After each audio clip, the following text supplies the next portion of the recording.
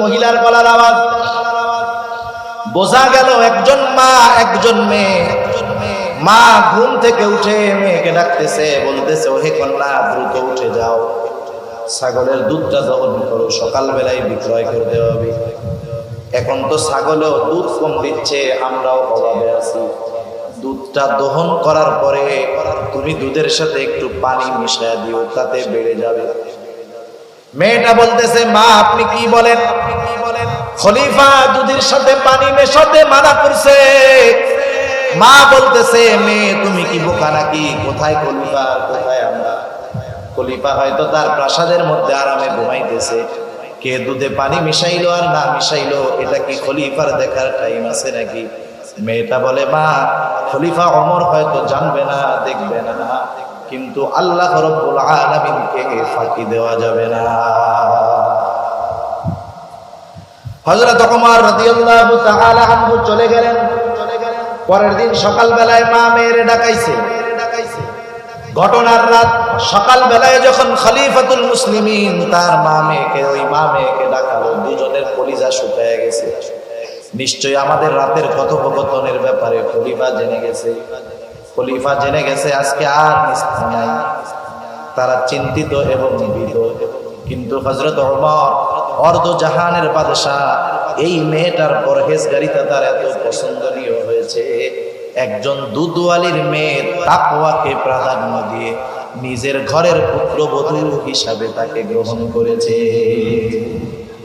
কারণ রাসূলুল্লাহ সাল্লাল্লাহু আলাইহি ওয়াসাল্লাম তো বলছে যে চারটা জিনিস দেখে মানুষ বিবাহ করে: সম্পদ দেখে, সৌন্দর্য দেখে, বংশ দেখে, দিন দেখে। নবী বলেন ফাযফার বিদাতিদ দ্বীন, দ্বীনকে প্রাধান্য দেওয়ার কথা বলা হয়েছে। হযরত ওমর রাদিয়াল্লাহু তাআলা আনহু এই মেয়ের মধ্যে পরিপূর্ণ তাকওয়া পেয়েছেন, দ্বীন পেয়েছেন। এজন্য একজন দুধওয়ালির মেয়ে হওয়া সত্ত্বেও অর্ধ জাহানের বাদশা তার ছেলের সাথে ওই মেয়ের বিবাহ দিতে কোনো প্রকার কোনটা বন্ধ করেন নাই। তাদের কাছে একজন তাকওয়া সম্পন্ন মানুষ কত দাম। আর এই মেয়ের ঔরস থেকেই এক সময় দুনিয়ার মধ্যে পঞ্চম খলিফা ওমর ইবনে আব্দুল আজিজ রাহমাতুল্লাহি আলাইহির মতো জগৎ বিখ্যাত সাধকের জন্ম আল্লাহ তাআলা দুনিয়াতে দিয়েছেন। সেজন্য আমি আপনি যদি এই চিন্তা অন্তরের মধ্যে রাখি, আমার আল্লাহ আমাকে সর্ব অবস্থায় দেখতেছে। আল্লাহ সুবহানাহু ওয়া তাআলা আমাদেরকে কবুল করেছেন, তাই আমরা এখানে আসতে পেরেছি। কি বলেন? কারণ কোন বান্দা আল্লাহ তাআলার তৌফিক ছাড়া নেকের কাজ করতে পারে না। আমরা নিয়ত করতে পারি, কিন্তু নিয়ত পরিপূর্ণ করার তৌফিক আল্লাহ রাব্বুল আলামিনই দেন। সেজন্য আল্লাহ তাআলার কাছে আমরা সব সময় বেশি বেশি ভালো কাজ করার তৌফিক চাবো। এটা আমাদের করণীয় একটি বিষয়। আল্লাহ বুঝবার তৌফিক দান করুক, সবাই বলি আমিন। আমি আপনাদের খেদমতে পবিত্র কোরআনুল কারীম থেকে একটা আয়াত এবং রাসূলুল্লাহ সাল্লাল্লাহু আলাইহি ওয়াসাল্লামের অবনীত হাদিস থেকে একটা হাদিসের অংশ পাঠ করেছি। আল্লাহ তাআলার কাছে তৌফিক চাই। আল্লাহ সুবহানাহু ওয়া তাআলা আমাকে আপনাদের খেদমতে এমন কিছু কথা এই আয়াত এবং হাদিসের আলোকে বলার তৌফিক দান করুন, যে কথাগুলো আমার এবং আপনাদের সকলের দুনিয়া এবং আখিরাতের জন্য কল্যাণকর হয়। সকলে বলি আমিন। আমি যে বিষয় নিয়ে আলোচনা করব সেই বিষয়টা হলো তাকওয়া। তাকওয়া এর স্বাভাবিক অর্থ হলো আল্লাহ তাআলার ভয়। তাকওয়ার আরেক অর্থ হলো আল্লাহর ভয়ে সকল প্রকার গুনাহ থেকে বেঁচে থাকা।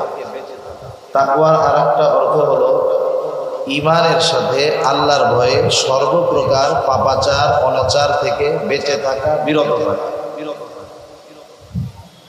মুমিন মাত্রই মুত্তাকি, তাকওয়াওয়ালা। এই দৃষ্টিকোণ থেকে সকল প্রকার মুমিন তিন ভাগে বিভক্ত। মুমিন মাত্রই মুত্তাকি, কিন্তু এই মুত্তাকি তিন ভাগে বিভক্ত। যেমন সবচেয়ে নিম্ন স্তরের মুত্তাকি তাকওয়াওয়ালা হলো তারা যারা ঈমান গ্রহণ করেছে। যারা ঈমান গ্রহণ করেছে, ঈমান এনেছে, এরাও মুত্তাকি, কিন্তু এদের স্তর হলো সবচাইতে নিচে। কারণ ঈমান আনার মাধ্যমে সে শিরক থেকে বেঁচে থাকছে এবং অনন্তকাল জাহান্নামের থেকে সে বেঁচে গেল। যেমন আল্লাহ তাআলা কোরআনুল কারীমের মধ্যে বলেন আলিফ লাম মিম, এর অর্থ আল্লাহ তাআলা ভালো জানেন। যালিকাল কিতাব লা রাইবা ফীহি হুদাল লিল মুত্তাকিন। আল্লাহ তাআলা কোরআনুল কারীমের ব্যাপারে বলতেছেন যে এই কোরআনের মধ্যে কোনো সন্দেহ নাই, কিতাবের মধ্যে কোনো সন্দেহ নাই। এই কিতাব কি? হুদাল লিল মুত্তাকিন, এটা মুত্তাকিনদের জন্য পথ প্রদর্শক। এরপরে মুত্তাকিন কারা, তাদের পরিচয় আল্লাহ তাআলা দিয়েছেন। আল্লাহ তাআলা কি বলছেন? আল্লাযীনা ইউমিনুনা বিল গায়ব ওয়া ইউকিমুনাস সালাত ওয়া মিম্মা রাযাকনাহুম ইউনফিকুন ওয়াল্লাযীনা ইউমিনুনা বিমা উনজিলা ইলাইকা ওয়া মা উনজিলা মিন ক্বাবলিক ওয়া বিল আখিরাতি হুম ইউকিনুন। এখানে আল্লাহ সুবহানাহু ওয়া তাআলা বললেন মুত্তাকি হলো তারা আল্লাযীনা ইউমিনুনা বিল গায়ব, যারা অদৃশ্যের উপরে, গায়েবের উপরে ঈমান আনে। ওয়া ইউকিমুনাস সালাত, যারা নামাজ কায়েম করে। ওয়া মিম্মা রাযাকনাহুম ইউনফিকুন, আল্লাহ প্রদত্ত যে রিজিক এটা থেকে তারা দান করে। ওয়াল্লাযীনা ইউমিনুনা বিমা উনজিলা ইলাইকা ওয়া মা উনজিলা মিন ক্বাবলিক, সাথে সাথে আল্লাহ সুবহানাহু ওয়া তাআলা বললেন যা আপনার উপরে নাজিল করা হয়েছে এবং আপনার পূর্বে যা নাজিল করা হয়েছিল সেগুলোর উপরে যারা ঈমান আনে। আল্লাহ তাআলা এদের ব্যাপারে বললেন এরা মুত্তাকি। এখানে গুনাহ থেকে বেঁচে থাকার কথা আল্লাহ বলেন নাই, কিছু আমলের কথা বলেছেন। সুতরাং এই দৃষ্টিকোণ থেকে যারাই ঈমান এনেছে তারাই মুত্তাকি, তবে তারা নিম্ন স্তরে। এর পরের স্তরের মুত্তাকি কারা?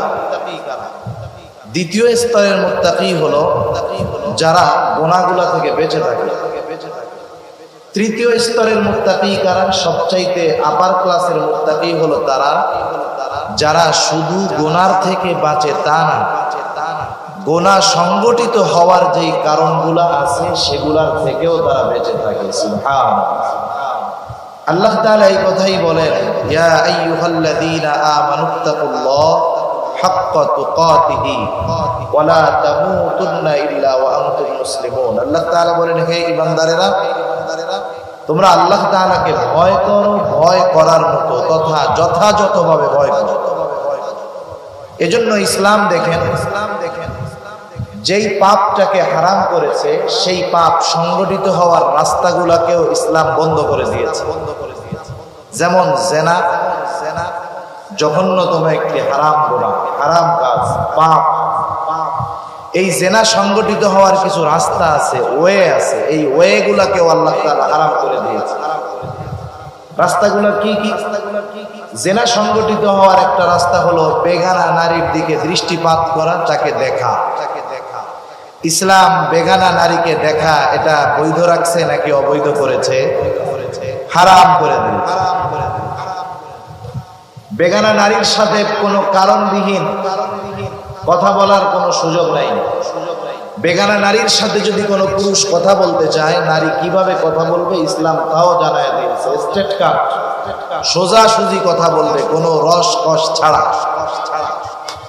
এই দেখা, কথা বলা সহ অন্যান্য বিষয় ইসলাম এই কারণে মানা করেছে যাতে করে জেনা সংগঠিত না হতে পারে। এজন্য যেই মানুষগুলা শুধু গুনার থেকে বাঁচে না, ওই গুনাহ সংগঠিত হওয়ার বিষয়গুলা থেকেও বেঁচে থাকে, এরা হলো সর্বোচ্চ পর্যায়ের মুত্তাকি, সর্বোচ্চ পর্যায়ের তাকওয়াওয়ালা। আল্লাহ তাআলা আমাদের সবাইকে তাকওয়ার সর্বোচ্চ স্তরে পৌঁছানোর তৌফিক দান করুক। সবাই বলি আমিন। এখন মুত্তাকি তাকওয়া কিভাবে অর্জন করা যেতে পারে? আল্লাহ সুবহানাহু ওয়া তাআলা কত বড় ইনসাফওয়ালা আমাদের উপরে, কত বড় রহম করেছেন, কত বড় দয়া করেছেন। আল্লাহ সুবহানাহু ওয়া তাআলা কোরআনুল কারীমের মধ্যে যেই আদেশ করেন সেই আদেশ বাস্তবায়ন করার পদ্ধতিও আল্লাহ তাআলাই বলে দেন। সুবহানাল্লাহ। যেমন আল্লাহ তাআলা কোরআনুল কারীমের মধ্যে তাকওয়া অর্জন করার আদেশ করেছেন। আল্লাহ তাআলা কোরআনুল কারীমের মধ্যে বলেন ইয়া আইয়ুহাল্লাযীনা আমানুত্তাকুল্লাহ হাক্কা তুকাতিহি ওয়া লা তামুতুন্না ইল্লা ওয়া আনতুম মুসলিমুন। আল্লাহ রাব্বুল আলামিন ঈমানদারদেরকে উদ্দেশ্য করে বলেন, হে ঈমানদারেরা, তোমরা আল্লাহ তাআলাকে ভয় করো, যথাযথভাবে ভয় করো। আল্লাহ তাআলাকে ভয় করার কথা, তাকওয়ার কথা, গুনাহ থেকে বেঁচে থাকার কথা আল্লাহ তাআলা বললেন। এখন যদি আমরা আল্লাহ তাআলাকে প্রশ্ন করি, আয় আল্লাহ, আপনি যে আমাদেরকে মুত্তাকি হতে বললেন, তাকওয়া অর্জন করতে বললেন, আমরা কিভাবে তাকওয়া অর্জন করব? কারণ কোরআনুল কারীমের মধ্যে আল্লাহ তাআলা যেটা আদেশ করেন সেটা বাস্তবায়নের পদ্ধতিও আল্লাহ তাআলা বলে দেন। যেমন কোরআনুল কারীমের মধ্যে নামাজের কথা আছে, নামাজ কিভাবে বাস্তবায়ন করতে হবে, কিভাবে পড়তে হবে, আল্লাহ তাআলা এটাও আমাদেরকে জানায়া দিয়েছেন। যেমন কোরআনুল কারীমে আল্লাহ তাআলা ৮২ জায়গায় নামাজের কথা বললেন। এখন যদি আমরা প্রশ্ন করি নামাজ আমরা কিভাবে পড়ব, আল্লাহ তাআলা আমাদেরকে ইঙ্গিত দিয়ে দিয়েছেন, সূত্র দিয়ে দিয়েছেন। আমি আদেশ করেছি নামাজে, এই নামাজটা শিখতে হবে মুহাম্মদুর রাসূলুল্লাহ সাল্লাল্লাহু আলাইহি ওয়াসাল্লামের থেকে। এজন্যই আল্লাহ রাব্বুল আলামিন কোরআনুল কারীমের মধ্যে বলেন, কুল আতিউল্লাহ ওয়া আতিউর রাসূল। আল্লাহ রাব্বুল আলামিন বলেন, তোমরা আল্লাহর আনুগত্য করো, তার রাসূলের আনুগত্য করো। আল্লাহর আদেশ মান্য করো, রাসূলের আদেশ মান্য করো। এখন আল্লাহর আদেশ হলো বান্দা ওয়াকিমুস সালাত, নামাজ কায়েম করো। আমরা যদি বলি আল্লাহ কিভাবে করব, কোন পদ্ধতিতে করব, আল্লাহ তাআলা বলেন তোমাদের কোনো চিন্তা নাই, তোমরা আমার হাবিবের অনুসরণ করো, হাবিবের আনুগত্য করো। এরপরে আল্লাহ তাআলা আর আয়াতের মধ্যে আমাদেরকে জানায় দেন, মাইয়ুতি'ir রাসূল ফাকাদ আতা আল্লাহ। যে আল্লাহর রাসূলের আনুগত্য করলো সে আল্লাহরই আনুগত্য করলো। আর রাসূলুল্লাহ সাল্লাল্লাহু আলাইহি ওয়াসাল্লাম বললেন, নামাজের আদেশ আল্লাহ তাআলা কোরআনে করেছে। আর আল্লাহর নবী বললেন, সাল্লু কামা রাআইতুমুনি উসাল্লি, তোমরা নামাজ ওইভাবে পড়ো যেভাবে তোমরা আমাকে নামাজ পড়তে দেখো। যত আদেশ আছে কোনো না কোনো ভাবে আল্লাহ তাআলা ওই আদেশ বাস্তবায়ন করার পদ্ধতি দেখায় দিয়েছেন। সুবহানাল্লাহ। মনে করেন আপনি একটা ছেলেকে বললেন যে তুমি আগামী দিন সকালবেলায় চট্টগ্রাম যাবা, চট্টগ্রাম শহরে যাবা, হালি শহর যাবা, বাইজিদ বুস্তানি যাবা। কিন্তু ছেলেটা জীবনে আপনার ওই ব্রিজের ওই পাড়ে যায় নাই। বলেন তো, যতই সহজ জায়গা হোক না কেন, অচেনা জায়গা যত সহজ হোক, কিন্তু এটা কঠিন জায়গা। অপরিচিত জায়গা যত সহজ হোক, এটা প্রথমবার কঠিন লাগবে, স্বাভাবিক। আপনি যখন তাকে আদেশ করবেন যে আগামী দিন সকালবেলায় তোমাকে শহরে যেতে হবে, সে তো জীবনে কোনোদিন শহরে যায় নাই, সে তো রাঙ্গুনিয়াও কোনোদিন যায় নাই। এখন তার জন্য তো শহরে যাওয়া কঠিন। সে যখন বিচলিত, সে যখন পেরেশান, আপনি তার মাথায় হাত দিয়ে বুলায় বললেন, বাবা টেনশন তুমি করো না, তুমি এখান থেকে সুন্দর মতো এই রাস্তায় যাবা, ওখান থেকে একটা সিএনজিতে উঠবা, সিএনজি কে বলবা আমি চট্টগ্রাম শহরে যাব।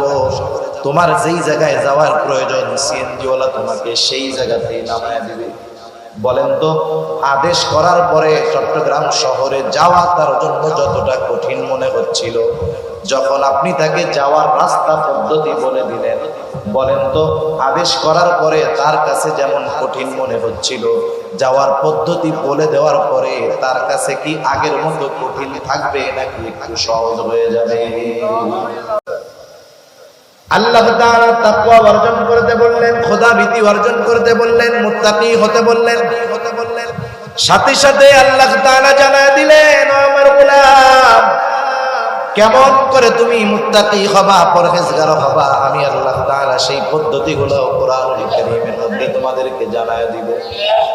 কোরআনুল কারীমের মধ্যে আল্লাহ তাআলা আমাদেরকে পদ্ধতি জানায় দেন। আল্লাহ তাআলা বলেন, ইয়া আইয়ুহাল্লাযীনা আমানুত্তাকুল্লাহা ওয়া কুনু মা'আস সাদিকিন।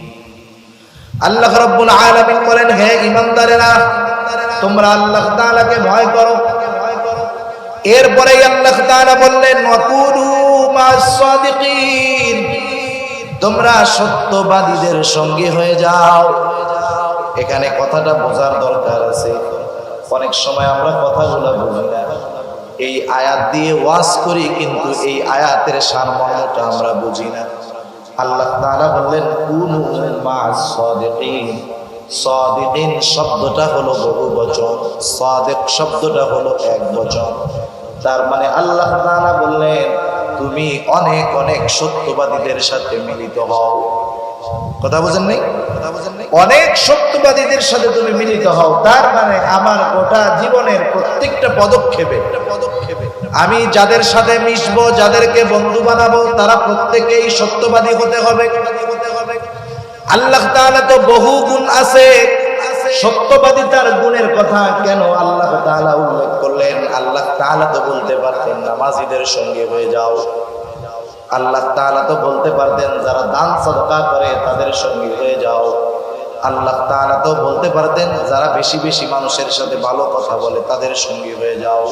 কিন্তু আল্লাহ তাআলা সাদিক সত্যবাদিতার গুণের কথাটা কেন উল্লেখ করলেন? মুফাসসিরিনে কেরাম বলেন সত্যবাদিতা হলো এমন একটা গুণ যেই লোকটা সত্যবাদিতার পরিপূর্ণ গুণ অর্জন করতে পারে, বাকি প্রত্যেকটা গুণ তার মধ্যে অন্তর্ভুক্ত হয়ে যায়। পরিপূর্ণ সত্যবাদিতার গুণ যে অর্জন করতে পারছে তার মধ্যে বাকি গুণগুলা এমনিতেই চলে আসে। কারণ সত্যবাদিতা হলো কল্যাণের বিষয়। রাসূলুল্লাহ সাল্লাল্লাহু আলাইহি ওয়াসাল্লাম সত্যবাদিতার গুণের ব্যাপারে বলেন ইন্নাস সিদকা ইয়াহদি ইলাল বির ওয়া ইন্নাল বিররা ইয়াহদি ইলাল জান্নাহ।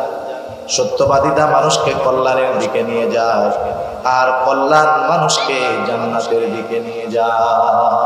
সেজন্য মানুষ যখন কোন সত্যবাদী মানুষের সঙ্গী হয়, এই সত্যবাদী তাকে কল্যাণের দিকে নেয় আর কল্যাণ জান্নাতের দিকে নিয়ে যায়।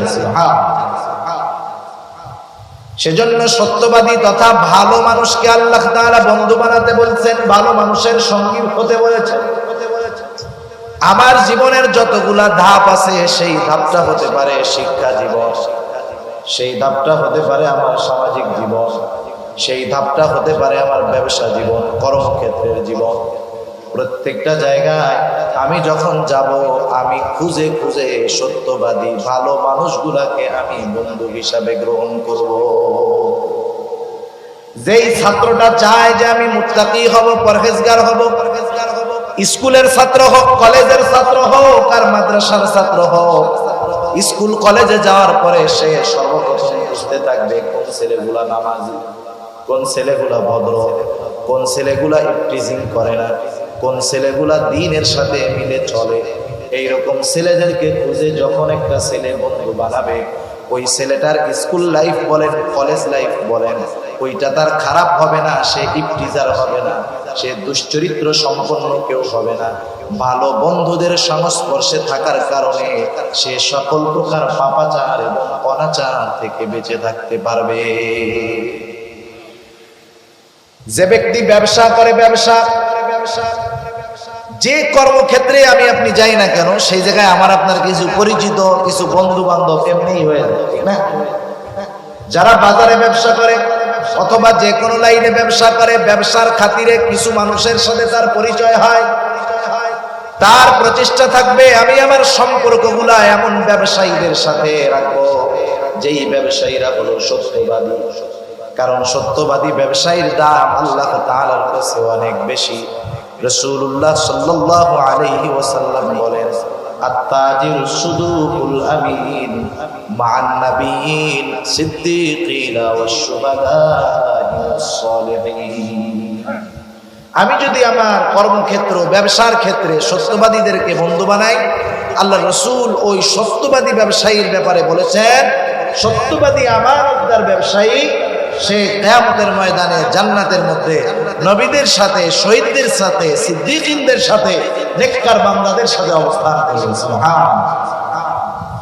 সেজন্য আমি আমার ব্যবসা, কর্মক্ষেত্র সব জায়গায় মুত্তাকি, পরহেজগার, নামাজীদেরকে বন্ধু হিসাবে বানাবো। কারণ আমাদের দেশে প্রবাদ বাক্যেই বলা হয় সৎ সঙ্গ স্বর্গবাস, অসৎ সঙ্গ সর্বনাশ। আমরা তো দেখেছি বহুত ভালো ছেলে, ব্রিলিয়ান্ট ছেলে, মুয়াদ্দাব ছেলে, ভদ্র ছেলে, ছেলেগুলা খারাপ বন্ধুদের সাথে মেশার কারণে এক সময় তার নৈতিকতার পদস্খলন ঘটেছে। যেই ছেলেটার ব্যাপারে মানুষেরা যা কল্পনাও করে নাই, শুধুমাত্র খারাপ সঙ্গের কারণে সে তার চাইতেও বেশি বেশি জঘন্য পাপাচার অনাচারে লিপ্ত হয়ে গেছে। স্বাভাবিক এমনটাই হয়। মনে করেন 10 জন বন্ধু ভালো, এর সাথে একজন খারাপ, 10 জনের মধ্যে একজন খারাপ। 10 জন বন্ধু নামাজি, যখন এই 10 জন একসাথে হাঁটে তাদের সাথে একজন খারাপও আছে। কিন্তু এলাকার মানুষ যখন এই ছেলেগুলাকে দেখে, তারা বলা বলি করে, দেখো ছেলেগুলা কত ভালো নামাজি, কিন্তু ওদের সাথে একটা খারাপ ছেলেও আছে। ওই ভালো গুলার সাথে চলতে চলতে একটা সময় খারাপটার মনের মধ্যে এই চিন্তা চলে আসে, আরে আমি এই ভালো ছেলেগুলার সাথে চলার কারণে আমি খারাপ হওয়ার পরেও মানুষেরা আমাকে ভালো বলে। এখন আমার উচিত এরা যেমন চারিত্রিক গুণ সম্পন্ন, আমারও চরিত্রটাকে ওই রকম বানায় ফেলা উচিত। একটা সময় দেখা যাবে, একদিন, 2 দিন, 1 সপ্তাহ, 1 মাস পর ওই খারাপ ছেলেটা ভালো মানুষের সাথে মেশার কারণে, ভালো মানুষের সাথে চলার কারণে সেও এক সময় ভালো গুণে গুণান্বিত হয়ে যায়। আবার একটা ভালো ছেলে, দিনদার ছেলে 10 জন খারাপ বন্ধুর সাথে মিশতে, আজানের সময় হলো, আজান দিল, কেউ নামাজে যায় না, বন্ধুরা খোঁজ গল্পের মধ্যে মজা আছে। বাকি 9 জন গল্প করতেছে, আর একজন বন্ধু সে নামাজে যাবে, শয়তানে ওয়াসওয়াসা দিচ্ছে, আরে বন্ধুদের সাথে কি সব সময় আড্ডা দেওয়া হয় নাকি? আজকে একটু আড্ডা দে, জামাতে নাইলে নাই, একা একা বাসায় গিয়া পড়বি। এইরকম আস্তে আস্তে ওয়াসওয়াসা দিতে দিতে একটা সময় ওই বেনামাজি বন্ধুদের সাথে থাকতে থাকতে নামাজি বন্ধুটাও এক সময় বেনামাজি হয়ে যায়। সেজন্য সঙ্গর বড় প্রভাব। সঙ্গ যার ভালো, কর্ম তার ভালো, সঙ্গ যার খারাপ, কর্ম তার খারাপ। এজন্য বন্ধু নির্বাচনের ক্ষেত্রে আমরা বেছে বেছে বন্ধু নির্বাচন করব, যাদের দ্বারা আমি উপকৃত হতে পারবো এমন মানুষগুলোকে আমি আমার বন্ধু হিসাবে গ্রহণ করব। এজন্যই আল্লাহ রাব্বুল আলামিন প্রথম সূত্র দিয়ে দিলেন, হে ঈমানদারেরা, আল্লাহ তাআলাকে ভয় করো আর সত্যবাদীদের সঙ্গে হয়ে যাও। সত্যবাদী, পরহেজগার, নেককার মানুষের সঙ্গ যদি তুমি গ্রহণ করো, একটা সময় তোমার জন্য মুত্তাকি হওয়াটা সহজ হয়ে যাবে। দ্বিতীয় সূত্র হলো, সর্ব অবস্থায় আল্লাহ তাআলার ভয় অন্তরের মধ্যে রাখা। অন্তরের মধ্যে এই চিন্তা নায়ন করা, আমি যেখানে যাই, যা করি, যা বলি, সর্বহালতে আমাকে আমার আল্লাহ তাআলা দেখেন। দুনিয়াতে মানুষের অপরাধ প্রবণতা কমানোর জন্য, অপরাধ দূর করার জন্য কত পদ্ধতি বের করা হয়। দুনিয়ার মধ্যে যত পুলিশ বাড়ে, বুঝবেন দুনিয়াতে তত অপরাধ বাড়তেছে। আইন শৃঙ্খলা বাহিনী, পুলিশ বাড়ার কারণ কি? অপরাধ বাড়তেছে, এই জন্য পুলিশ দরকার। রাস্তার মোড়ে মোড়ে সিসি ক্যামেরা লাগানো উদ্দেশ্য হলো যাতে অকারেন্স অপরাধ গুলাকে দেখা যায়, শনাক্ত করা যায়। দিন দিন সিসি ক্যামেরার ব্যবহার বাড়তেছে, তার মানে অপরাধ প্রবণতা আমাদের মধ্যে, সমাজের মধ্যে বাড়তেছে। সিসি ক্যামেরা দিয়ে, আইন দিয়ে, প্রশাসনের লোক বৃদ্ধি করে অপরাধ প্রবণতা কমানো যাবে না, বরং অপরাধ আরো দিন যায় বাড়ে।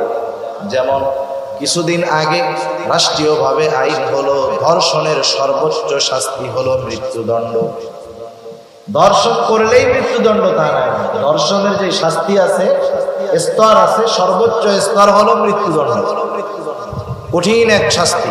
বলেন তো, এই শাস্তি নির্ধারিত হওয়ার পরে বাংলাদেশে ধর্ষণ হয় নাই, এরকম ঘটনা ঘটছে নাকি? বরং আরো বাড়ছে। ধর্ষণের গতিতেই আছে।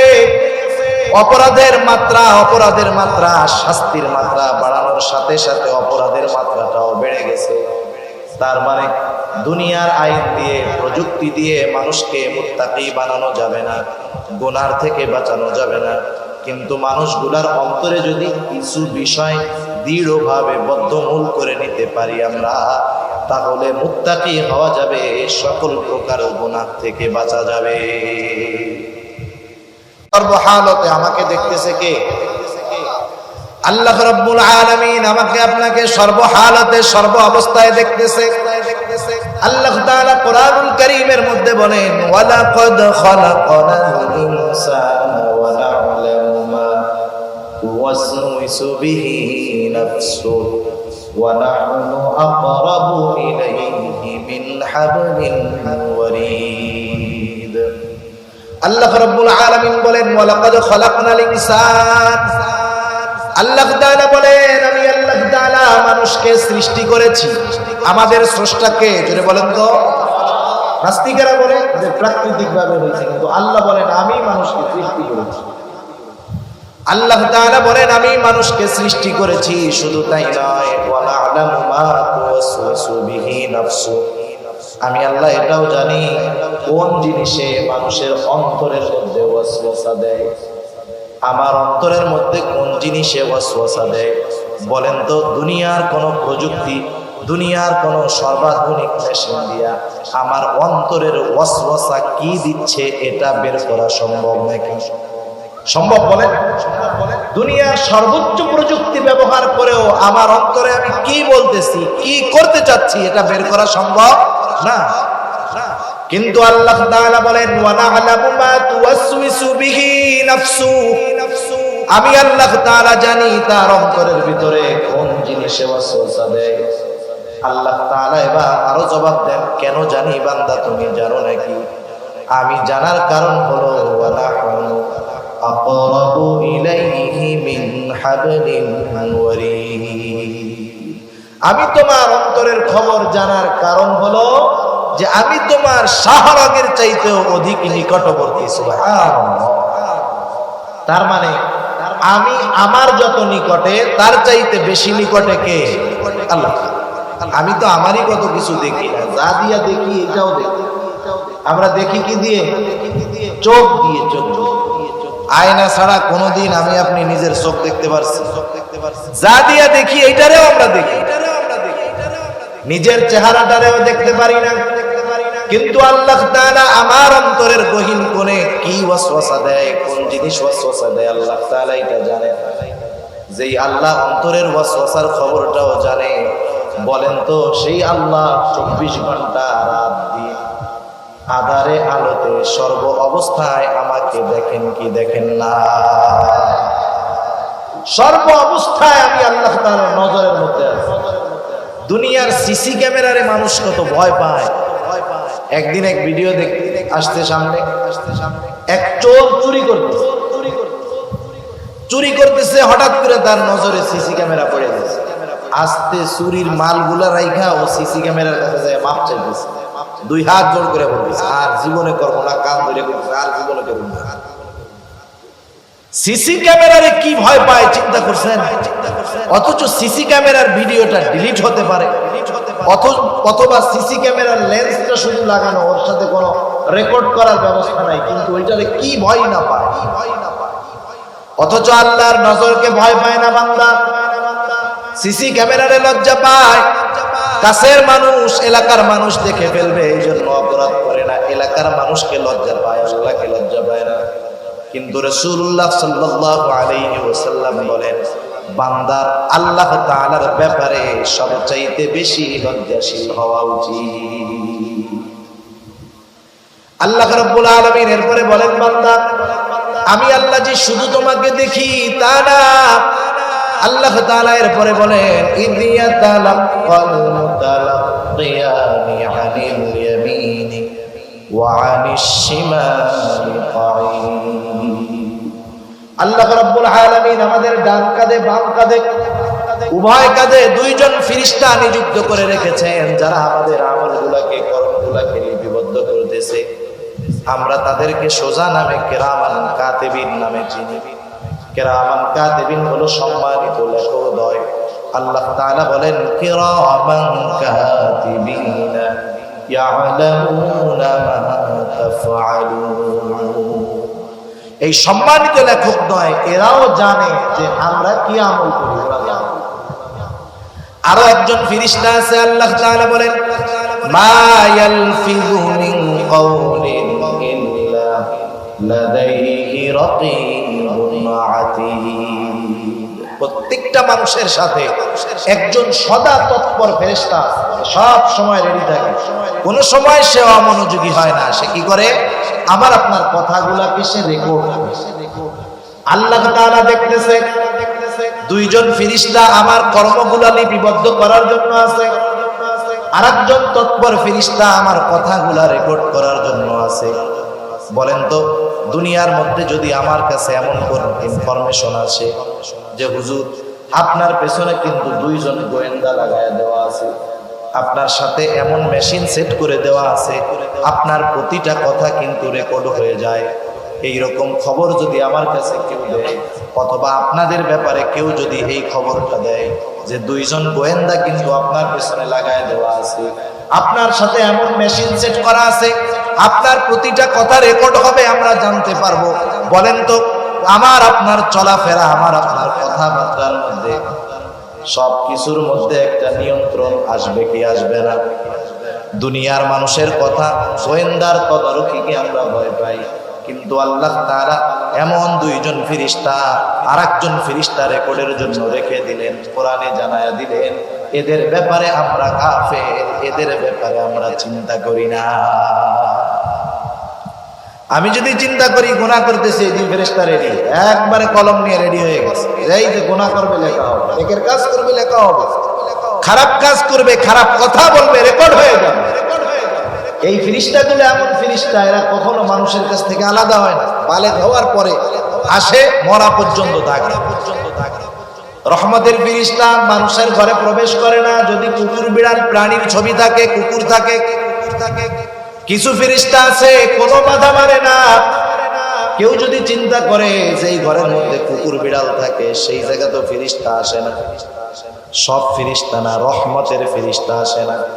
কেউ যদি এই চিন্তা করে ফেরেশতা আসে না, এক কাজ করি সাথে সব সময় একটা কুত্তার বাচ্চা রাইখা দিব যাতে আজরাইল না আসতে পারে। কাজ হবে? আজরাইল টাইম মতো চলে আসে। এই যে তিনজন ফেরেশতা যখন কেউ জিনা করে, গুনাহ করে, পাপ করে, যা করে করুক, সর্ব অবস্থায় তার সাথে থাকে। সুবহানাল্লাহ। আবার দেখেন কোরআনুল কারীমের মধ্যে আল্লাহ তাআলা বললেন কিয়ামতের ময়দানে আমি গুনাহ যে হাত দিয়ে করি, পা দিয়ে করি, চোখ দিয়ে করি, কান দিয়ে করি, জবান দিয়ে করি, এরাও আমার বিপক্ষে সাক্ষী হয়ে দাঁড়াবে। আল্লাহ তাআলা কোরআনুল কারীমের মধ্যে বলেন আল ইয়াউমা নাখতিমু আলা আফওয়াহিহিম ওয়া তুকাল্লিমুনা আইদিহিম ওয়া তাশহাদু আরজুলুহুম বিমা কানু ইয়াকসিবুন। আল্লাহ রাব্বুল আলামিন বলেন আজকের এই দিন অর্থাৎ কিয়ামতের দিন নাখতিমু আলা আফওয়াহিহিম, আমি তাদের মুখের উপরে মোহর মেরে দিব, বাক শক্তি রুদ্ধ হয়ে যাবে, কথা বলতে পারবে না। আল্লাহ তাআলা বলেন ওয়াতুকাল্লিমুনা আইদিহিম, আমার সাথে কথা বলবে তাদের হাত, ওয়া তাশহাদু আরজুলুহুম বিমা কানু ইয়াকসিবুন, সাক্ষী দিবে তাদের পা, তারা হাত পা দ্বারা দুনিয়াতে কি উপার্জন করেছে। গুনাহ করার জন্য হাতের দরকার আছে, পায়েরও দরকার আছে। গুনাহ করার জন্য যাবে, পা লাগবে না? হাত দিয়ে গুনাহ করবে, এই সবগুলো আমার বিরুদ্ধে আছে, সাক্ষী হিসাবে আমার বিপক্ষে দাঁড়ায়। আল্লাহ তাআলা আর এক জায়গায় বলেন শাহিদা আলাইহিম সামউহুম ওয়া আবসারুহুম ওয়া জুলুদুহুম বিমা কানু ইয়াকসিবুন। আল্লাহ তাআলা বলেন সাক্ষী দিবে তাদের চোখ, সাক্ষী দিবে তাদের কান, সাক্ষী দিবে তাদের চামড়া। দুনিয়ার মধ্যে হাতও কথা বলে না, পাও কথা বলে না, হাত পা কোনো অপরাধ করলে বাধা দেয় না, চোখ কান কোনো অন্যায় করলে, গুনার কাজ করলে বাধা দেয় না। গভীর রাত সারা রাত মোবাইলের মধ্যে গুনার জিনিস দেখলে চোখ বাধা দেয় না, কানের মধ্যে ইয়ারফোন লাগায় গান শুনলে কান বাধা দেয় না, বেগানা নারীর সাথে কথা বললে কান তো বাধা দেয় না, যে জিহ্বা ব্যবহার করে কথা বলি জিহ্বাও তো কোনো সময় বাধা দেয় না। কিন্তু কিয়ামতের ময়দানে এরা যখন আমার আপনার বিপক্ষে সাক্ষী হিসাবে আল্লাহ তাআলার কাছে সাক্ষ্য দিবে, কথা বলবে, সেই মানুষেরা হতবাক হয়ে যাবে যে হায় রে, এই কান, এই চোখ, এই জিহ্বা, এই হাত, এই পা, এদেরকে তো তৃপ্তি দেওয়ার জন্য দুনিয়ার মধ্যে গুনাহ করলাম, এরা আজকে আমার বিরুদ্ধে সাক্ষী দেয়। তখন তারা তাদের চামড়াকে উদ্দেশ্য করে বলবে, লিজুলুদিহিম লিমা শাহিদতুম আলাইনা ক্বালু আনতাকানা আল্লাহুল্লাযী আনতাকা কুল্লা শাই ওয়া হুয়া খালাকাকুম আউওয়ালা মাররাতিন ওয়া ইলাইহি তুরজাউন। আল্লাহ তাআলা জানায় দেন সেই দিন ওই মানুষগুলা কি বলবে, তারা বলবে ক্বালু লিজুলুদিহিম লিমা শাহিদতুম আলাইনা, তারা তাদের চামড়াকে বলবে, ও চামড়া, কেন আজকে তোমরা আমাদের বিরুদ্ধে সাক্ষী দাও, কেন আমাদের বিরুদ্ধে আচরণ করতেছো? দুনিয়ায় তো কথাবার্তা বলো নাই, এখন কেমনে কও? চামড়ার জবান তো আল্লাহ খুলে দিবে। চামড়া বলবে ক্বালু আনতাকানাল্লাহ, এই হাত পা অঙ্গ প্রত্যঙ্গ জবাব দিবে যে আমাদেরকে আজকে কথা বলার ক্ষমতা দিয়েছে কে? যে আল্লাহ সবাইরে কথা বলার ক্ষমতা দিয়েছে, সেই আল্লাহ আজকে আমাদেরকেও কথা বলার ক্ষমতা দিয়েছে। দেখেন, চিন্তার বিষয় হলো আল্লাহ দেখতেছে, এতটুকুই যথেষ্ট ছিল। কিন্তু এরপরেও আমার বিরুদ্ধে আরো কত সাক্ষী আছে আল্লাহ সবগুলা জানায় দিয়েছেন। এগুলা কোরআনের কথা। কিসের কথা? কোরআনুল কারীমের কথা। কোরআনুল কারীমের প্রতি পূর্ণ আস্থা তার আছে যার কোরআনুল কারীমের প্রত্যেকটা অক্ষর, প্রত্যেকটা শব্দ, প্রত্যেকটা বিধানের উপরে পরিপূর্ণ আস্থা আছে। ঠিক কিনা বলুন? শুধু মুখ দিয়ে বললে হবে না। সেজন্য আমার অন্তরের মধ্যে যদি এই কথাগুলা দৃঢ়ভাবে বদ্ধমূল হয়ে যায় যে আমার আল্লাহ দেখতেছে, ফেরেশতারা আছে, হাত পা অঙ্গ প্রত্যঙ্গ আমার গুনার সাক্ষী, তাহলে গুনার থেকে বেঁচে থাকা আমার জন্য সহজ। স্বর্ণযুগের মানুষ যারা ছিল, স্বর্ণযুগের মানুষগুলার অন্তরের মধ্যে আল্লাহ ভীতি এমন ছিল, তারা সর্ব অবস্থায় মনে করতো যে আমরা আল্লাহ তাআলার নেটওয়ার্কের ভিতরে কোনো কিছু করার উপায় নাই। এই জন্য স্বর্ণযুগের রাখালের মধ্যে যেই তাকওয়া ছিল, বর্তমান জামানার শ্রেষ্ঠ ওলির মধ্যেও ওই পরিমাণ খোদাভীতি তাকওয়া পাওয়া যাবে না। প্রসিদ্ধ ঘটনা, খলিফাতুল মুসলিমিন হযরত ওমর রাদিয়াল্লাহু তাআলা আনহু সাথীদেরকে নিয়ে একদিন সফরে বের হয়েছেন। মরুভূমির পথ, কিছু দূর চলার পরে তারা পিপাসিত হয়ে গেলেন, গলা শুকিয়ে গেছে। আরবের মানুষ পিপাসার জন্য পানিও পান করে, দুধও পান করে। তৎকালীন আরবের রেওয়াজটা ছিল এইরকম, অধিকাংশ ছাগলের পালের মালিকেরা তাদের রাখালকে বলে দিত, রাখাল, কোন মুসাফির যদি দুগ্ধ পান করার প্রয়োজন হয়, তৃষ্ণার কারণে হোক, ক্ষুধার কারণে হোক, তোমরা তাদের ক্ষুধা এবং তৃষ্ণা নিবারণের জন্য আমার ছাগলের পাল থেকে দুধ পান করতে দিবা। রাখাল তো তখনই দুধ পান করতে দিতে পারবে যখন মালিকের অনুমতি থাকবে, কিন্তু অধিকাংশ মালিক অনুমতি দিয়া দেবে। গুটি কয়েক কৃপণ মার্কা যারা আছে, ওরা বলতো এই খবরদার, কাউরে একটু দুধ পান করতে দিবি না। হযরত ওমর রাদিয়াল্লাহু তাআলা আনহু সাথীবর্গ সহ একটা ছাগলের পালের কাছে পৌঁছাইলেন। ছাগলের পালের মধ্যে দুধওয়ালা ছাগল আছে।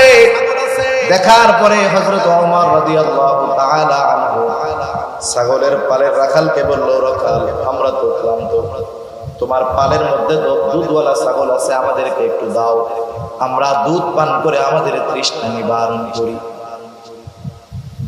এইবার রাখাল বলতেছে যে না, আমি এটা দিতে পারবো না, কারণ মালিকের অনুমতি নাই। স্বাভাবিক অনেক সময় কি হয়, আপনি যখন একটা কাজ করার জন্য যাবেন, যেমন আমাদের দেশের রুলস যেটা হয়ে গেছে, আপনি যাবেন স্টেশনে ট্রেনের টিকিট কাটার জন্য। বাংলাদেশে ট্রেনের টিকিট কোনো সময় পাওয়া যায় না, কিন্তু বাংলাদেশে সরকারি যেই খাতগুলায় বড় বড় লস হয়, এর মধ্যে সবচাইতে অন্যতম একটি খাত হলো রেল যোগাযোগ ব্যবস্থা। সারা বছরের পরে দেখবেন যে এই বছর রেলে 2000 কোটি টাকা লস, 1000 কোটি টাকা লস, কিন্তু আপনি 10 দিন পরে ঢাকার টিকিট কিনতে যান, একটাও পাবেন না। লস কখন হয়? যখন যাত্রী হয় না। কিন্তু লস হয় যাত্রী ভরা, পালানোর জায়গা নাই, সিট পাওয়া যায় না, কিন্তু এরপরেও লস হয়। আপনি টিকিট কিনতে টিকিট কাউন্টারে গিয়ে টিকিট পাবেন না।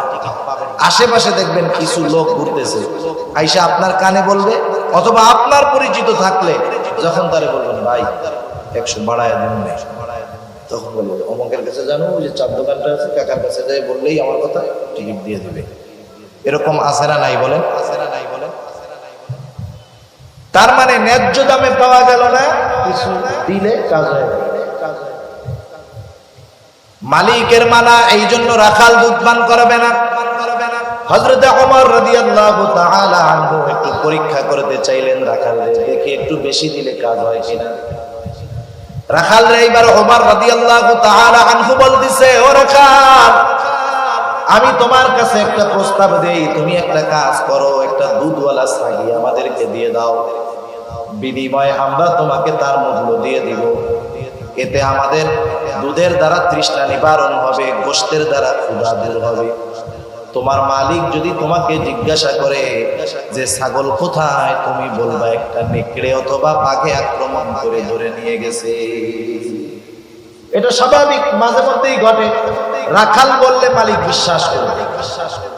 হযরত ওমর রাদিয়াল্লাহু তাআলা আনহু যখন রাখালরে বললেন, রাখাল, তোমাকে আমি কিছু টাকা দিচ্ছি, সম্পদ দিচ্ছি, তুমি ছাগল একটা দিয়ে দাও। তোমার মালিক যদি জিজ্ঞাসা করে, তুমি বলবা নেকড়ের পাল আক্রমণ করে একটা ছাগল নিয়ে গেছে। তোমার মালিক সেইটা বিশ্বাস করবে। রাখাল সাথে সাথে হতবাক হয়ে গেল। রাখাল বলতেছে, ইয়া হাদা ফাইনাল্লাহ, ইয়া হাদা ফাইনাল্লাহ। রাখাল বলতেছে, হে আগন্তুক, তুমি কি বলো? আল্লাহ কোথায়? আল্লাহ কোথায়? আল্লাহ কোথায়? তুমি কেমন কথা বলতেছো? তার মানে রাখাল বলতেছে, হে আগন্তুক মুসাফির, তুমি আমাকে কি কথা বলতেছো? হয়তো আমার মালিক আমার কথা বিশ্বাস করবে, মালিককে হয়তো আমি ফাঁকি দিতে পারবো, কিন্তু আমার আল্লাহকে তো ফাঁকি দেওয়া সম্ভব নয়। রাখাল চলে গেল। রাখাল তো চিনে না লোকটাকে। রাখাল চলে গেল। হযরত ওমর রাদিয়াল্লাহু তাআলা আনহু বলতেছে, যতদিন দুনিয়ার মধ্যে এই রাখালের মতো মানুষ থাকবে, ততদিন মুসলিম জাতিকে কোনো প্রকার অকল্যাণ গ্রাস করতে পারবে না। আজকে আমি আমার নিজের কথাটাই চিন্তা করি, আপনি আমি আমাদের নিজেদের কথা চিন্তা করি যে আমাদের তাকওয়ার অবস্থা কি, লাস্ট পর্যায়েরটাও নাই, ঠিক কিনা বলেন? স্বর্ণযুগের নারীরা কেমন ছিল? স্বর্ণযুগের যুবতী নারীরা কেমন ছিল? হযরত ওমর রাদিয়াল্লাহু তাআলা আনহু রাতের বেলায় বের হইতেন মানুষের খোঁজ খবর জানার জন্য। একদিন একেবারে শহরের শেষ প্রান্তে হযরত ওমর রাদিয়াল্লাহু তাআলা আনহু চলে গেলেন। রাতের শেষ প্রহর, সুবহে সাদিকের পূর্ব মুহূর্তে তিনি দেখতেছেন একটা ঘরের মধ্যে মিটমিট করে আলো জ্বলতেছে। একটু অবাক হলেন, সকলে ঘুম, নিস্তব্ধ নীরবতা, কিন্তু ওই ঘরটার মধ্যে কেন আলো জ্বলে? আস্তে আস্তে ওই ঘরের দিকে তিনি অগ্রসর হয়ে গেলেন। কান পেতে আছেন, ভেতরে থেকে দুইজনের গলার আওয়াজ পাওয়া যায়, দুইজন নারী। একটা বিষয় মনে রাখতে হবে, শাসক প্রজার অবস্থা জানার জন্য নিজে অথবা শাসকের দায়িত্বপ্রাপ্ত কেউ যদি বাস্তব অবস্থা জানার জন্য কারো ঘরের দেয়ালে কান পাতে, সেটার বৈধতা আছে, কিন্তু আমার আপনার নাই। আমার আপনার আছে? আমার আপনার নাই। কোন মহিলার অপর মহিলার গোপন কথা এরকম কান লাগায় শোনার অধিকার নাই। আল্লাহ তাআলা মানা করছেন, ওয়ালা তাজাসসু, তোমরা গুপ্তচর বৃত্তি করবা না। কিন্তু রাষ্ট্রপ্রধান অথবা রাষ্ট্রপ্রধান যদি কাউকে দায়িত্ব দেয় কোনো কারণে, সে গুপ্তচর বৃত্তি করবে, এটা করার দরকার। হযরত ওমর রাদিয়াল্লাহু তাআলা আনহু কান লাগায় শুনতেছেন দুইজন মহিলার গলার আওয়াজ। বোঝা গেল একজন মা, একজন মেয়ে। মা ঘুম থেকে উঠে মেয়েকে ডাকতেছে, বলতেছে, ওহে কন্যা, দ্রুত উঠে যাও, ছাগলের দুধটা দহন করো, সকালবেলায় বিক্রয় করতে হবে। এখন তো ছাগলেও দুধ কম দিচ্ছে, আমরাও অভাবে আছি। দুধটা দহন করার পরে তুমি দুধের সাথে একটু পানি মিশিয়ে দিও, তাতে বেড়ে যাবে। মেয়েটা বলতেছে, মা আপনি কি বলেন? খলিফা দুধের সাথে পানি মেশাতে মানা করছে। মা বলতেছে, মেয়ে তুমি কি বোকা নাকি? কোথায় খলিফা, কোথায় আমরা? খলিফা হয়তো তার প্রাসাদের মধ্যে আরামে ঘুমাইতেছে। কে দুধে পানি মিশাইলো আর না মিশাইলো, এটা কি খলিফার দেখার টাইম আছে নাকি? মেয়েটা বলে, মা খলিফা ওমর হয়তো জানবে না, দেখবে না, কিন্তু আল্লাহ রাব্বুল আলামিনকে ফাঁকি দেওয়া যাবে না। হযরত ওমর রাদিয়াল্লাহু তাআলা আনহু চলে গেলেন। পরের দিন সকালবেলায় মা মেয়েরে ডাকাইছে। ঘটনার রাত সকালবেলায় যখন খলিফাতুল মুসলিমিন তার মা মেয়েকে ডাকালো, দুজনের কলিজা শুকায় গেছে। নিশ্চয়ই আমাদের রাতের কথোপকথনের ব্যাপারে খলিফা জেনে গেছে আজকে আর নিস্তার নাই। তারা চিন্তিত এবং ভীত। কিন্তু হযরত ওমর অর্ধ জাহানের বাদশা, এই মেয়েটার পরহেজগারিতা তার এত পছন্দনীয় হয়েছে, একজন দুধওয়ালির মেয়ে তাকওয়াকে প্রাধান্য দিয়ে নিজের ঘরের পুত্রবধূ হিসাবে তাকে গ্রহণ করেছে। কারণ রাসূলুল্লাহ সাল্লাল্লাহু আলাইহি ওয়াসাল্লাম তো বলছে যে 4টা জিনিস দেখে মানুষ বিবাহ করে, সম্পদ দেখে, সৌন্দর্য দেখে, বংশ দেখে, দিন দেখে। নবী বলেন ফাগফার বিদাতিদ দ্বীন, দ্বীনকে প্রাধান্য দেওয়ার কথা বলা হয়েছে। হযরত ওমর রাদিয়াল্লাহু তাআলা আনহু এই মেয়ের মধ্যে পরিপূর্ণ তাকওয়া পেয়েছেন, দ্বীন পেয়েছেন। এজন্য একজন দুধওয়ালির মেয়ে হওয়া সত্ত্বেও অর্ধ জাহানের বাদশা তার ছেলের সাথে ওই মেয়ের বিবাহ দিতে কোনো প্রকার কোনটা বন্ধ করেন নাই। তাদের কাছে একজন তাকওয়া সম্পন্ন মানুষ কত দামি। আর এই মেয়ের ঔরস থেকেই এক সময় দুনিয়ার মধ্যে পঞ্চম খলিফা ওমর ইবনে আব্দুল আজিজ রাহমাতুল্লাহি আলাইহির মতো জগৎ বিখ্যাত সাধকের জন্ম আল্লাহ তাআলা দুনিয়াতে দিয়েছেন। সেজন্য আমি আপনি যদি এই চিন্তা অন্তরের মধ্যে রাখি, আমার আল্লাহ আমাকে সর্ব অবস্থায় দেখতেছে, বলেন তো এই চিন্তা যদি আমার মধ্যে থাকে, তাহলে আমার রাতের চরিত্র, মানুষের লোকচক্ষুর অন্তরালের চরিত্র আর মানুষের মধ্যের চরিত্র সেম হয়ে যাবে। রাতেও চরিত্র যেমন, দিনের বেলাতেও তার চরিত্রটা তেমন হয়ে যাবে। শুধু এতটুকু চিন্তা আমার আপনার জীবনের গতিপথ বদলিয়ে মুত্তাকি আমাকে আপনাকে বানাবে। তৃতীয় বিষয়, তৃতীয় পদ্ধতি, আমি আমার জীবনের হিসাব নিকাশ গ্রহণ করব।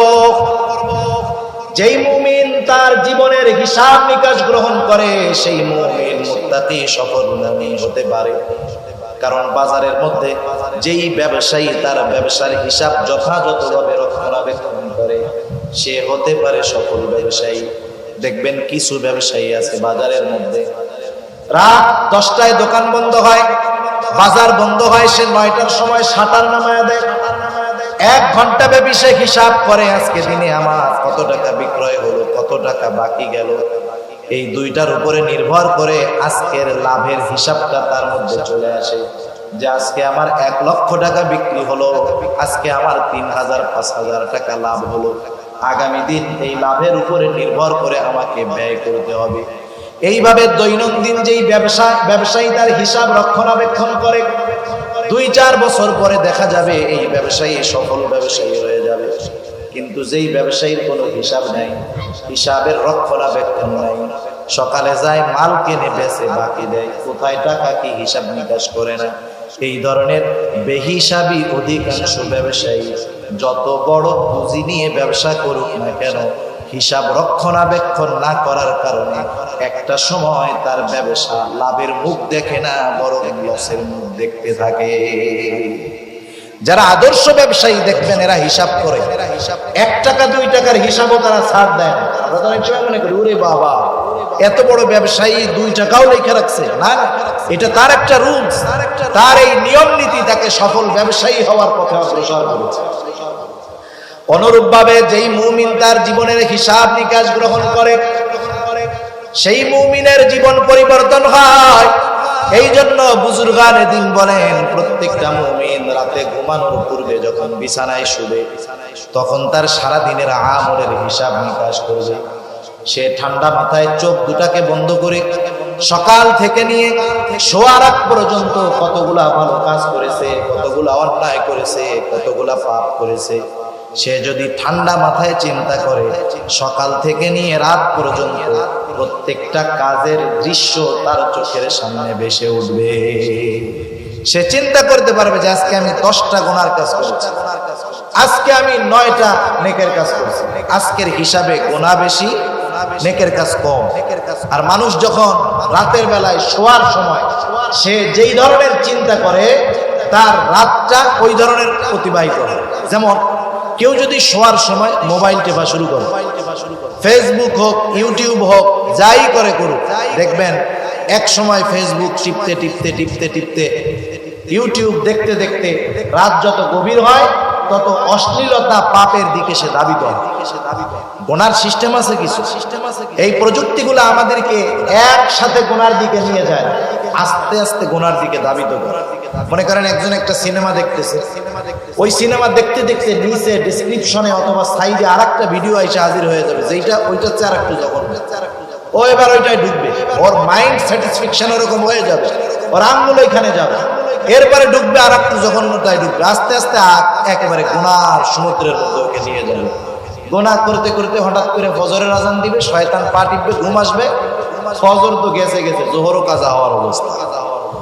আর যেই ব্যক্তি রাতে শোয়ার সময় মৃত্যুর চিন্তা করে, পরকালের চিন্তা করে ঘুমাবে, দেখবেন ফজরের আজান দেওয়ার সাথে সাথে লাফ দিয়ে ঘুম থেকে কিনা। সেজন্য রাতের বেলায় যে যেমন চিন্তা করে তার মানসিক অবস্থা পরের দিন রাতের বেলায় ওরকমই হয়। এইবার যদি লোকটা চিন্তা করে, আহারে আজকে তো আমার গুনাহ বেশি হয়ে গেল, নেকের কাজ কম হয়ে গেল, এখন যদি আমি মারা যাই কি হবে? সে হয়তো তাওবা করবে, শুধু আজকের দিনের গুনার জন্য নয়, সে হয়তো তার গোটা জীবনের তাওবা গুনার জন্য অনুশোচনা করবে, তাওবা করবে। খালেস তাওবা কইরা মনে করেন রাতে ঘুমালো, আল্লাহ না করুন এই লোকটা যদি রাতের বেলা মারা যায়, আশা করা যায় সে একজন নিষ্পাপ লোক হিসাবে তার নাজাতের জন্য তার তাওবাটা যথেষ্ট হয়ে যাবে। কারণ সে তো তাওবা করে ঘুমাইছে, খালেস তাওবা করে ঘুমিয়েছে, আর গুনাহ করার মতো সুযোগ পায় নাই। চিন্তা করেন এতটুকু চিন্তা তার মধ্যে তাওবার অনুশোচনা, গুনার অনুশোচনা আনতে পারে, তাওবা করে মরতে পারে, নাজাত পেয়ে যেতে।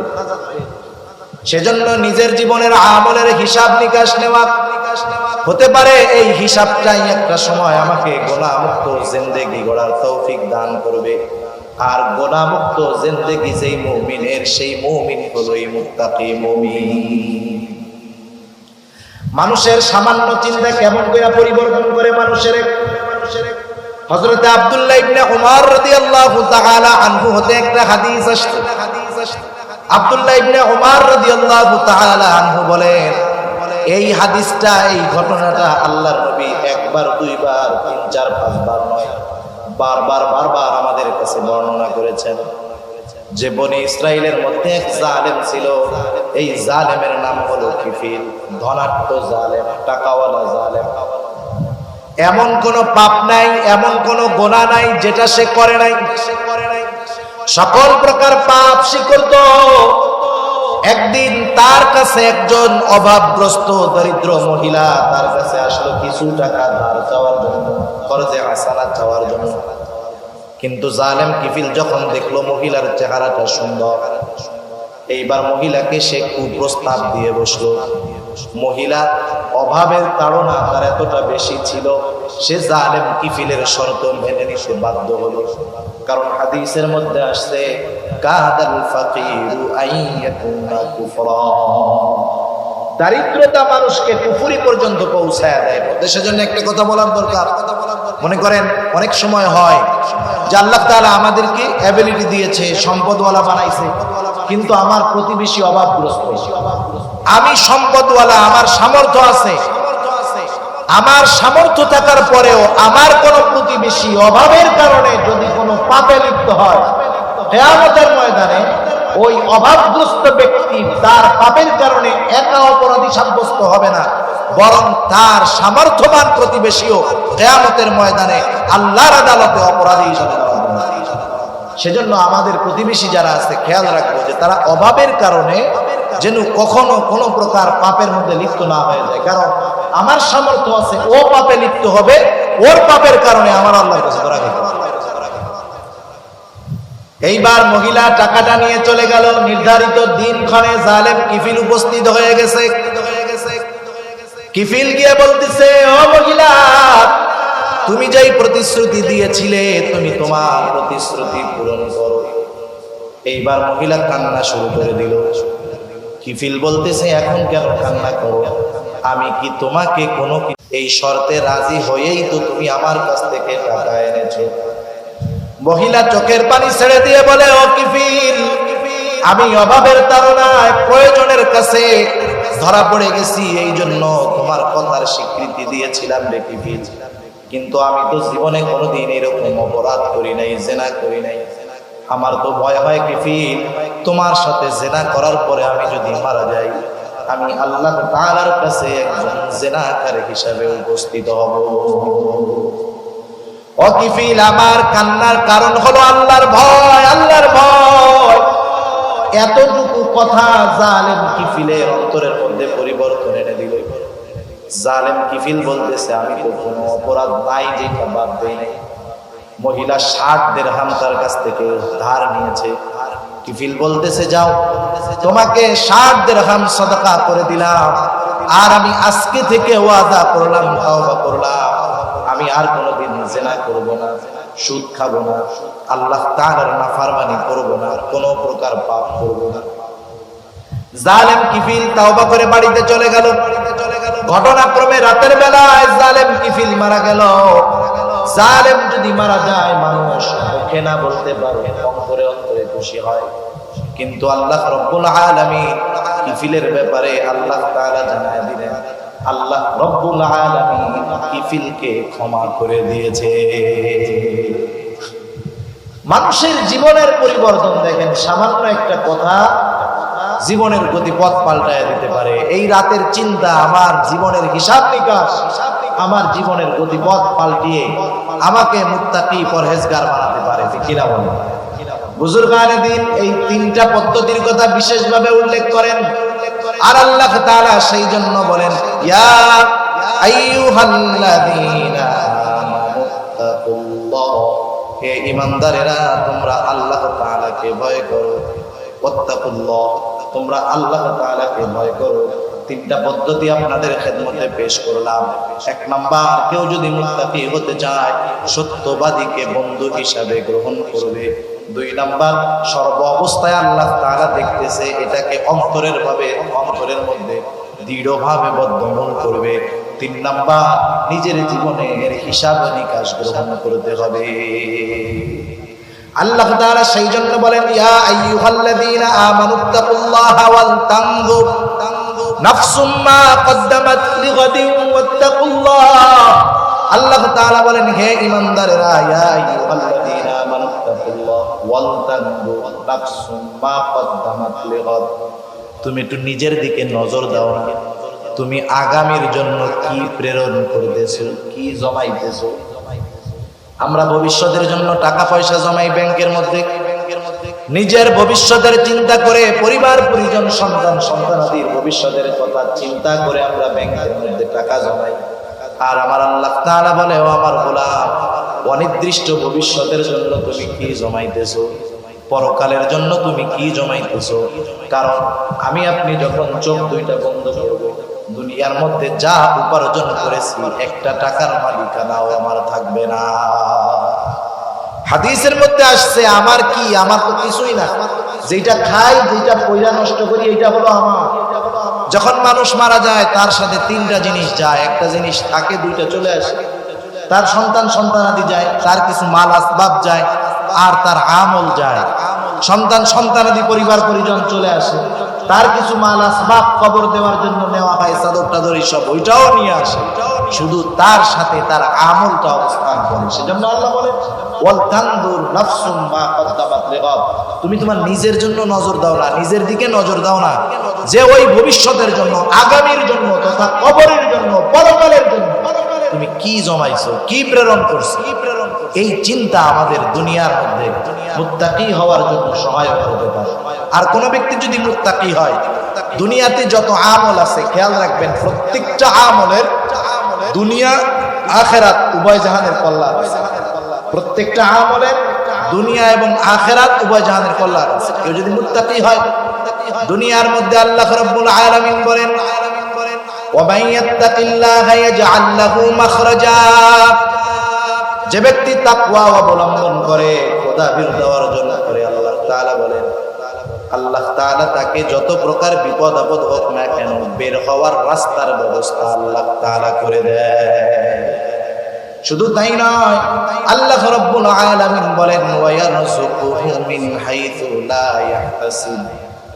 দুনিয়ার মানুষ সবচাইতে বেশি চিন্তা করে রিজিকের, জীবন উপকরণের, কিন্তু আল্লাহ তাআলা বলেন ও আমার গোলাম তুমি মুত্তাকি হয়ে যাও, আমি আল্লাহ তোমাকে এমন জায়গা থেকে রিজিক দিয়ে দিব যা তুমি কল্পনাও করতে পারবা না।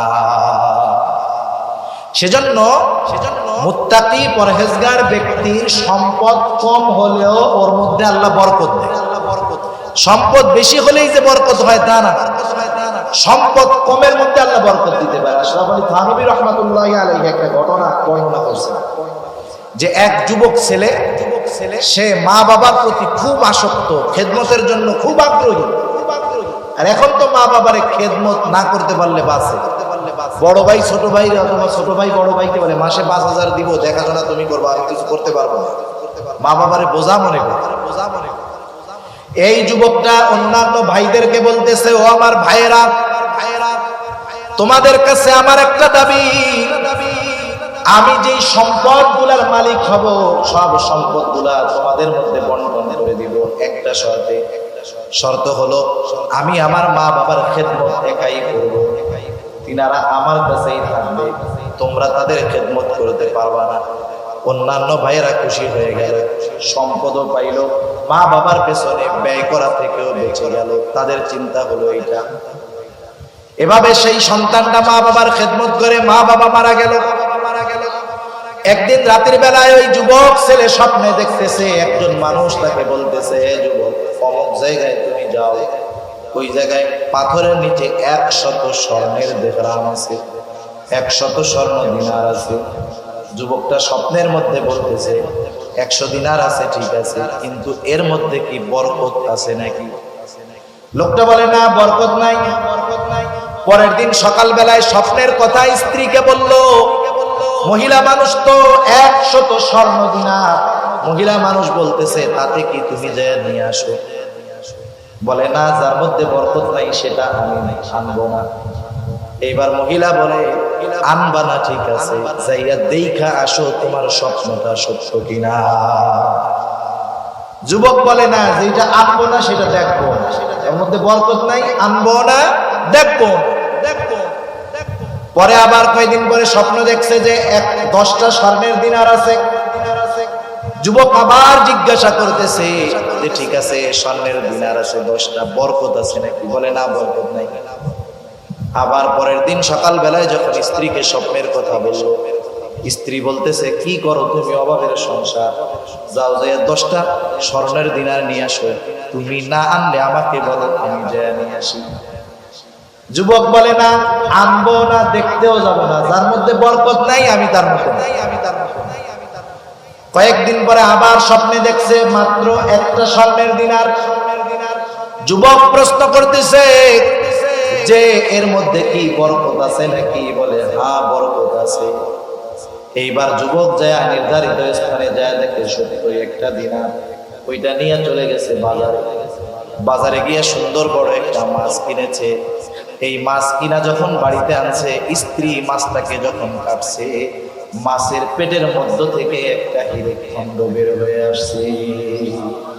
এত দামি, এটা দিয়ে সে তো তার জিন্দেগি চালাইছে, তার যত উত্তরসূরি আছে তারাও আরামের সাথে অভাববিহীন জিন্দেগি কাটায় দিয়েছে। সেজন্য মুত্তাকি পরহেজগার মানুষ যেই সম্পদ উপার্জন করে, যদিও অল্প হয়, এর ভিতরে কি থাকে বলেন? বরকত থাকে। আর কোথা থেকে যে আল্লাহ তাআলা রিজিকের ব্যবস্থা করে দেয় মানুষ সেটা কল্পনাও করতে পারে না। তাহলে বলেন, দুনিয়ার মধ্যে আমার আপনার রিজিকের ব্যবস্থা যদি হয়ে যায়, বিপদ আপদ থেকে উদ্ধারের ব্যবস্থা যদি হয়ে যায়, আর কিছু দরকার আছে নাকি? এই যে দুনিয়াতে অনেক সময় আমরা বড় বড় অফিসার, বড় বড় নেতা কর্মীর সাথে লিঙ্ক রাখি, কি কারণে? চিন্তা করি কোনো জায়গায় যদি বিপদে পড়ি একটু ফোন দিলে কাজ হবে, এই আশায়। সম্পদওয়ালাদের সাথে সম্পর্ক রাখি, বিপদে পড়লে সম্পদের সহযোগিতার প্রয়োজন হইতে পারে, সেই জন্য। কিন্তু আল্লাহ বলেন এদের সাথে সম্পর্ক রাখা লাগবে না, আমি আল্লাহর সাথে সম্পর্ক করো, সব বিপদ আপদ থেকে আমি উদ্ধার করব, জীবন উপকরণ যত প্রয়োজন আমি আল্লাহ ব্যবস্থা করব। হ্যাঁ, শুধু তাই নয়, আল্লাহ তাআলা বলেন ইন্নাল্লাহা ইউহিব্বুল মুত্তাকিন, আল্লাহ তাআলা মুত্তাকিনদের ভালোবাসেন। এখন প্রশ্ন হলো আল্লাহ তাআলা ভালোবাসলে লাভটা কি? রাসূলুল্লাহ সাল্লাল্লাহু আলাইহি ওয়াসাল্লাম বলেন আল্লাহ তাআলা যখন কোন ব্যক্তিকে ভালোবাসে, জিবরাইল আলাইহিস সালামকে আল্লাহ তাআলা ডাক দিয়ে বলে, ও জিবরাইল, অমুককে আমি আল্লাহ ভালোবাসি, তুমিও ভালোবাসো।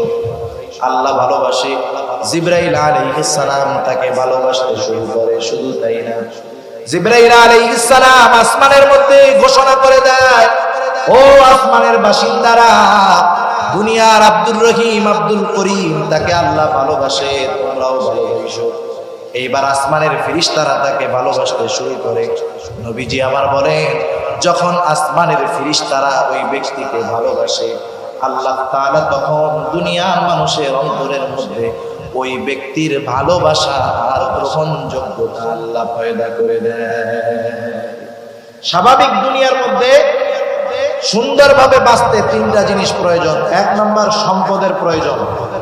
আল্লাহ বলেন মুত্তাকি হও, সম্পদের ব্যবস্থা কে করবে? আল্লাহ করবে। দুনিয়ার মধ্যে জানি বিপদ আপদ মুসিবতে না পড়া যায়, পড়লেও উদ্ধার হওয়ার ব্যবস্থাও জানি থাকে। আল্লাহ তাআলা বলে মুত্তাকি হও, আমি আল্লাহ তোমাকে বিপদ আপদ থেকে বের হওয়ার রাস্তার ব্যবস্থা করে দেব। দুনিয়ার মধ্যে মানুষ সম্মানের সাথে বাঁচতে চায়, জিল্লতি অপমানের সাথে কেউ বাঁচতে চায় না। একজনের সম্পদ আছে, সম্মান নাই, ও সম্পদের কোনো দাম নেই। আল্লাহ তাআলা বলে, বান্দা, সম্মানের দরকার, ইজ্জতের দরকার, জনমানুষের ভালোবাসা দরকার, মুত্তাকি হও। দুনিয়ার মানুষের অন্তরে আমি আল্লাহ তাআলা তোমার ভালোবাসা পয়দা করে দিয়েছি। হ্যাঁ, তোমাকে দুনিয়ার মানুষের কাছে গ্রহণযোগ্য বানায় দেব। সব কিছুর মূলে হলো ওই তাকওয়া। আর পরকালে কি হবে? আল্লাহ রাব্বুল আলামিন জানায় দেন, আল্লাহ তাআলা বলেন, ওয়াসিকাল্লাযীনা তাকাউ রাব্বাহুম ইলাল জান্নাতি যুমারা। জান্নাতীদেরকে, মুত্তাকিদেরকে কিয়ামতের দিন দৌড়াইয়া দৌড়াইয়া জান্নাতের মধ্যে ঢোকানো হবে। যেমন একটা মিসাল আমি দিয়ে থাকি, মনে করেন বিবাহের আয়োজন করা হয়েছে, আপনার বোনের বিবাহ, এক্সাম্পল, মিসাল। আপনার আত্মীয় বাড়ি থেকে বরযাত্রী আসছে, স্বাভাবিক সর্বপ্রথম বরযাত্রীর খাবারের ব্যবস্থাই করা হয়। ভেতরে অতিথিদের জন্য খাবারের ব্যবস্থা শুরু হয়ে গেছে। বাহিরে 8-10 জন লোক দাঁড়ায় আছে, আপনার অপরিচিত। স্বাভাবিক অপরিচিত মানুষ, আপনি কাছে গিয়ে জিজ্ঞাসা করলেন, ভাই আপনাদেরকে তো চিনলাম না, আপনারা কারা? ওরা বলল যে আমরা হলাম বরপক্ষের লোক। ওই দিক দিয়ে খাওয়া দাওয়া অর্ধেক হয়ে যাইতেছে, তখন আপনি কি বলবেন? আরে ভাই তাড়াতাড়ি যান, তাড়াতাড়ি যান, ওই দিক দিয়ে খাওয়া শেষ হয়ে গেল, আপনি আমাদের মেহমান, তাড়াতাড়ি তাড়াতাড়ি তাড়াতাড়ি। এইভাবে ধাক্কাইয়া ঢুকাইয়া ভেতরে খাওয়া হবে কিনা বলেন? এই যে দাওয়ানি দিছেন, এটা কি মারামারির দাওয়ানি নাকি? এটা হলো মোহাব্বত, ভালোবাসার দাওয়া। ওই রকম মুত্তাকিদেরকে কিয়ামতের দিন ফেরেশতারা এইভাবে বলবে, তাড়াতাড়ি জান্নাতে যান, তাড়াতাড়ি জান্নাতে যান। সুবহানাল্লাহ। শুধু তাই না, কিয়ামতের ময়দানেও আল্লাহ রাব্বুল আলামিন মুত্তাকিদেরকে উচ্চ সম্মান দিবেন। আল্লাহ বলেন, যুয়্যিনা লিল্লাযীনা কাফারুল হায়াতুদ দুনিয়া ওয়া ইয়াসখারুনা মিনাল্লাযীনা আমানু ওয়াল্লাযীনা ইত্তাকাউ ফাওকাহুম ইয়াওমাল কিয়ামাহ। আল্লাহ রাব্বুল আলামিন কাফেরদের চোখে দুনিয়াকে সুশোভিত করে দিয়েছেন। এই জন্য যারা মুত্তাকি, পরহেজগার, সম্পদ কম, কাফেররা তাদেরকে তিরস্কার করে, অপমান করে যায়। কিন্তু আল্লাহ তাআলা জানায় দেন, কাফেররা দুনিয়ার বুকে তাদেরকে যতই অপমান করার অপচেষ্টা করুক না কেন, কিয়ামতের ময়দানে আল্লাহ রাব্বুল আলামিন মুত্তাকিনদেরকে উচ্চ সম্মানে সম্মানিত করবে। কিয়ামতের ময়দানে সম্মানিত হবে, জান্নাতে যাওয়ার আগে তারা সম্মানিত হবে। শুধু তাই না, আল্লাহ রাব্বুল আলামিন কোরআনুল কারীমের মধ্যে বলেন, মুত্তাকিনদের আবাস, বসার স্থান কোথায় হবে? আল্লাহ তাআলা বলেন, ফি মাকআদি সিদকিন ইনদা মালিকিন মুকতাদির। আল্লাহ তাআলা বলেন ইন্নাল মুত্তাকিনা ফি জান্নাতিন ওয়া নাহার ফি মাকআদি সিদকিন ইনদা মালিকিন মুকতাদির। যারা পরিপূর্ণ তাকওয়া অর্জন করতে পেরেছে তাদের জন্যই শুধুমাত্র এই ফ্যাসিলিটিটা থাকবে। মুত্তাকিনদের জন্য জান্নাতে থাকবে নহর। শুধু তাই নয়, তাদের যেই বসার স্থান হবে ইনদা মালিকিন মুকতাদির, মহাপরাক্রমশালী আল্লাহ রাব্বুল আলামিনের নিকটে নিকটে মুত্তাকিনদের জন্য বসার ব্যবস্থা থাকবে। সবাই দল করতে পারে, পার্টি করতে পারে, সবাই প্রধানমন্ত্রীর চেয়ারের পাশে বসতে পারে না। পরিচয় সব এক দলের লোক, কিন্তু সবাই কি প্রধানমন্ত্রীর পাশে বসতে পারবে? পারবে না। প্রধানমন্ত্রী বলবে, দেখ এই অমুকের চেয়ারটা আমার পাশে বসতে দিও, ওর সাথে আমার কথা আছে। যে যত বেশি প্রিয় সে প্রধানমন্ত্রীর যত কাছে আসবে। আর আল্লাহর কাছে মুত্তাকি হলো সবচাইতে প্রিয়। আর আল্লাহ রাব্বুল আলামিন জান্নাতের মধ্যে মুত্তাকিনদেরকে তার কাছে কাছে সম্মানের চেয়ারে তার নিকটে বসার ব্যবস্থা করে দিয়েছে। সুবহানাল্লাহ। তাহলে কেউ যদি তাকওয়া অর্জন করে তথা গুনার থেকে বেঁচে থাকে, সোজা কথা, গুনার থেকে যদি বেঁচে থাকে, তাহলে দুনিয়া আখিরাত উভয় জাহানে তার কোনো চিন্তা নাই। সেজন্য আল্লাহ তাআলা বলেন, ইয়া আইয়ুহাল্লাযীনা আমানুত্তাকুল্লাহ, হে ঈমানদারেরা তোমরা তাকওয়া অর্জন করো, মুত্তাকি হও, পরহেজগার হও, খোদাভীরু হও, হাক্কা তুকাতিহি, তাকওয়ার মতো তাকওয়া অর্জন করো। তার মানে এটা হলো তাকওয়ার আপার ক্লাস। গুনাহ তো করবাই না, গুনাহ সংগঠিত হওয়ার যত রাস্তা আছে ওগুলো থেকেও তোমরা বেঁচে থাকো। ওয়ালা তামুতুন্না ইল্লা ওয়া আনতুম মুসলিমুন, পরিপূর্ণ আত্মসমর্পণকারী না হয়ে মৃত্যুবরণ করো না। আল্লাহ সুবহানাহু ওয়া তাআলা আমাদেরকে পরিপূর্ণ তাকওয়ার হক আদায় করার তৌফিক দান করুক। সবাই মিলে আমিন। ওয়া আখিরু দাওয়ানা